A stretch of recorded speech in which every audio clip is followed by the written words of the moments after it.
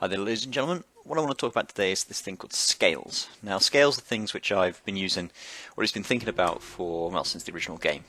And pretty much everything can be placed on some kind of scale, kind of from one extreme to the other. And I'm just going to detail a few of those to you today. Now, the first scale I want to talk about today is that, which is probably the most obvious, which is graphics versus performance. Now, Blindside 2's had obviously the OMFG initiative where we saw all other development stop for 6 months. It was, in my opinion, incredibly harmful for the game, especially with Zoe being horrendously imbalanced, but there you go. But with that, you saw that performance was key, and that's obviously important. I mean, it gets people actually being able to play the game in the first place, which is necessary.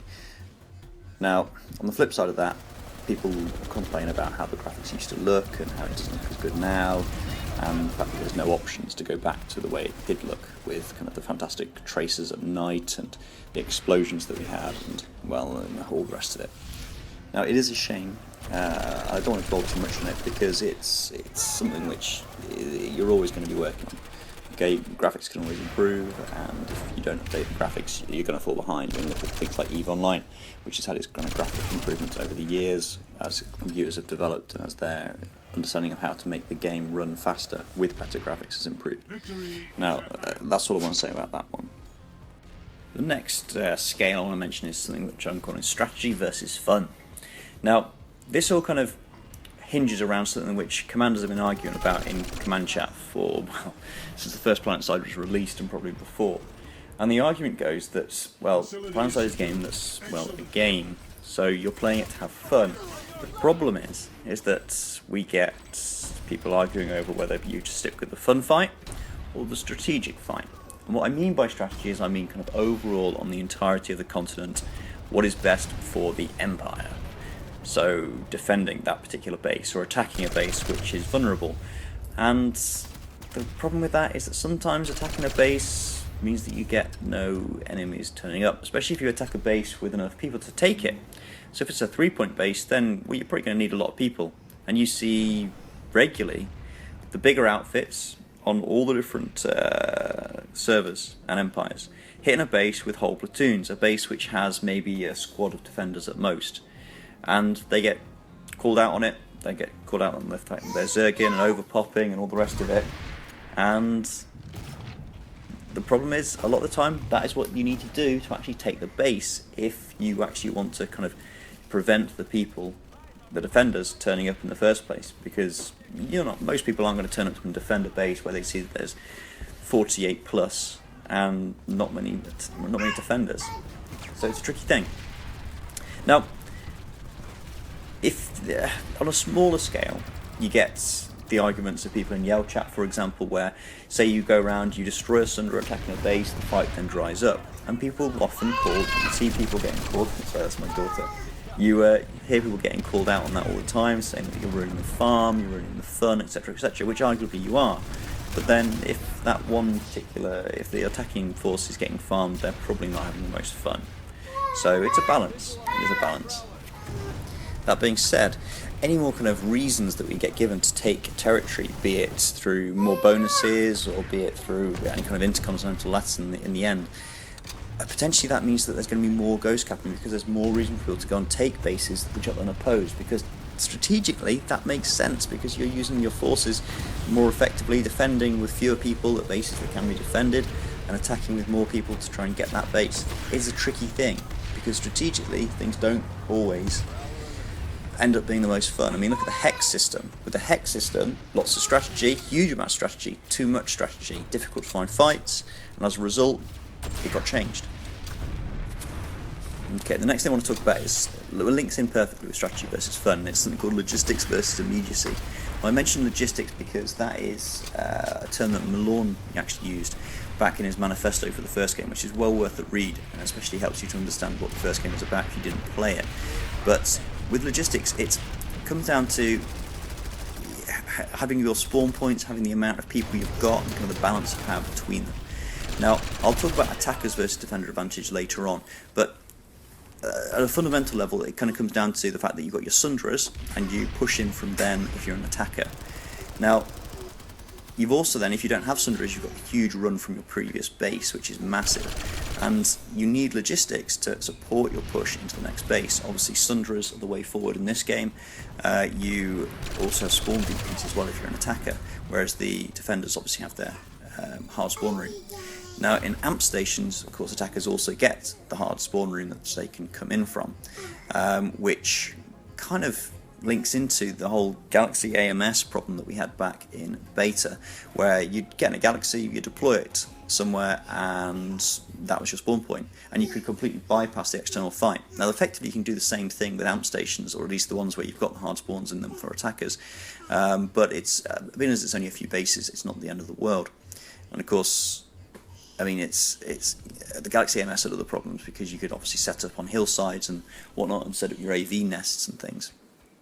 Now, squad spawning also helps with this, because it allows you to go directly into your Galaxy Sunderers, and that's okay, but it is limited in distance, because it's a way of kind of using the whole redeploy side thing. It also, in my opinion, squad spawning into Galaxies ruins a bit of the planet side experience, because obviously loading up a Galaxy on the deck is pretty cool, and just redeploying directly into it really isn't. Now, don't get me wrong, I understand why it was changed, and I quite like it, but I think you lost a bit of what makes PlanetSide, you know. Now, in the previous game, hard spawn points, the attackers had towers outside of every base, which were okay. You usually had to run across relatively empty land to get into the main base, which was usually a bloodbath, but you did have that hard spawn point. And I know Malorn in the past has talked about having these hard spawn kind of points around bases which the attackers can attack from, which I think is a good idea, and I made a concept back in the day about it. The next thing I want to talk about is something which I call attacker versus defender advantage, which flows on nicely from the past two sections. Now, the long and short of it is it's about the distance of the run to the point that both the attackers and defenders have from their spawn points. Obviously, attackers have got their Sunderers, their squad spawn vehicles, and their spawn beacons. We've then got the defenders with the hard spawn point and the teleporter, as well as any defensive Sunderers that they may have, which could drastically reduce the run to the point that they've got. Now, on top of that, I mean, there's this kind of defensive concept which is called interior lines, which I discovered as I was doing my kind of tactics sites back in the day. But I mean, it's all to do with the shortness of the run that defenders have. And of course, defenders in biolabs have teleports down to the satellite rooms. In AMP stations and tech plants, you've got in AMP stations, you've got the jump pads and elevators and spawn tunnels and all the rest of it, which help them to get to the walls faster and navigate the base faster than the attackers possibly can.